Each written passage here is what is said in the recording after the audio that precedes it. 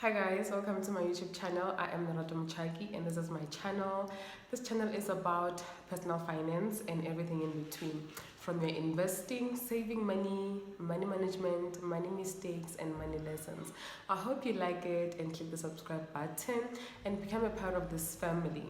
So in this video, I'll be investing in shares through EasyEquities app. This is something that I'm committing to do every single month to increase my share portfolio and to build wealth because the goal is financial freedom. So stay tuned as I get into it. It is highly recommended that before one could start investing, they build an emergency fund. An emergency fund is where one puts money away for rainy days. The reason for this, I believe, is that it is to avoid now tapping into your investments because you have an emergency, something came up and you need money ASAP. So the first thing is to build an emergency fund. But as for me, I am not going to lie. I'm not going to sit here and say, yes, now that I'm starting to invest, I have built this emergency fund. I didn't. I'm going to be doing both, and I think the reason is because I don't have any debt. So if you have any debt, the first thing is to also start off by paying your debt before you can move into building emergency funds, and then you move to investing. So as for me, I don't have any debt, so I'll be saving and investing at the same time. But a greater portion of my income is going to go into savings because that is my main focus, and investing as much as it's something that I want to prioritize. I'm just going to start investing because I just feel like I'm missing out, right? I just feel like I'm missing out. So FOMO is killing me, but in a nice way. So because one cannot get rich by saving, as they say, so there should be a limit to the amount of money that you can have in your emergency funds. So in your emergency funds, you need to have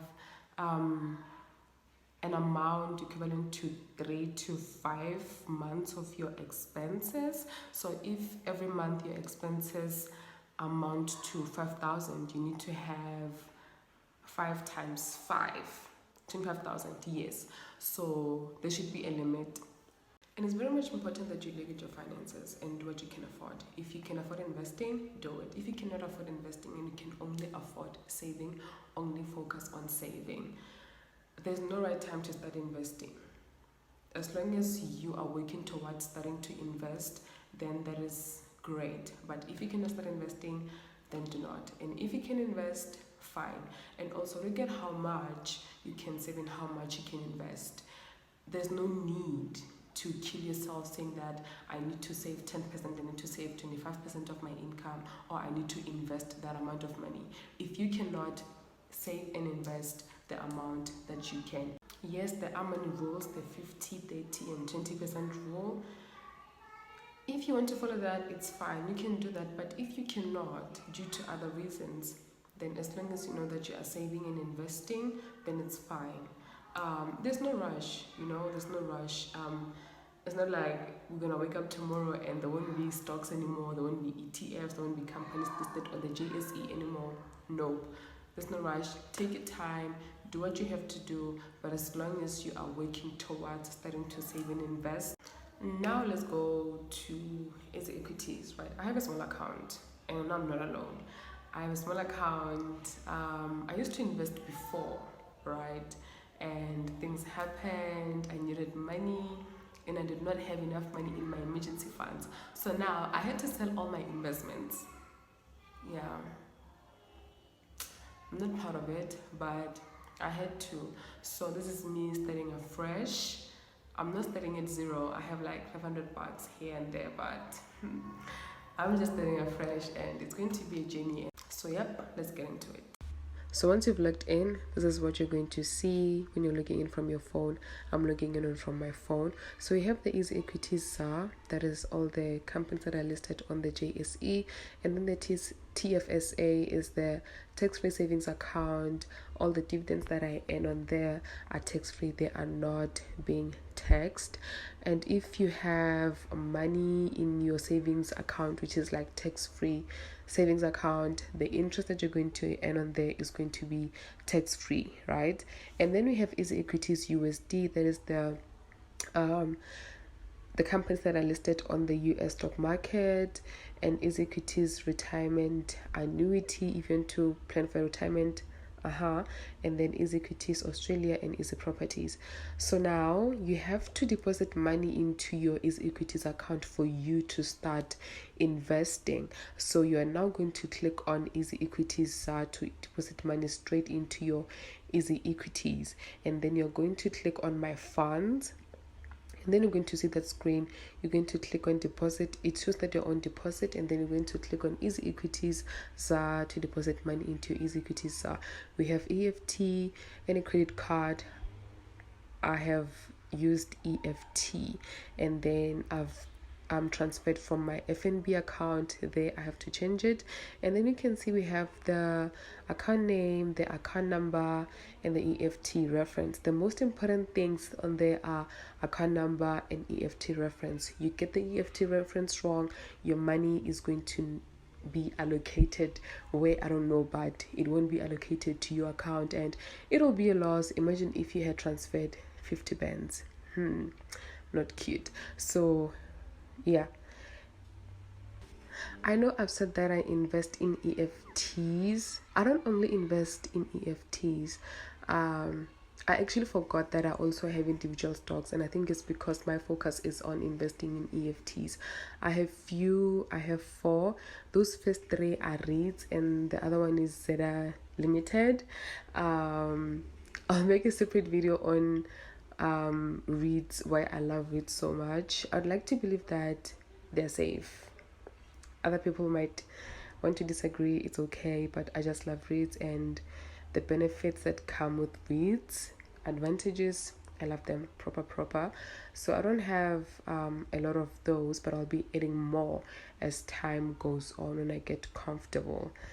Go into my tax-free savings account where I invest in ETFs. I confuse ETF and EFT in ETFs. So you can see I have all those ones. Those are the ETFs that I invest in. Now I'm gonna go ahead and invest. So I'm gonna get into my Easy account South African Rand to invest in the shares that I have in here. So this account is on 4.09% loss. It's not doing well, but it's not bad. So I'm going to click into the Bula to invest, and then I'm going to buy more because I'm buying, I'm not selling. And then it's going to take me to this screen where I'll be buying these shares, and then there I have buying at 425 cents. That is the current purchase price. And then I'm gonna scroll down. I'll be investing 50 rands into this stock, and then 50 rands gets me 11.7 shares. Scrolling down, you can see that the investment costs there are 6 cents, which is reasonable. It's not too bad. You don't get to feel it.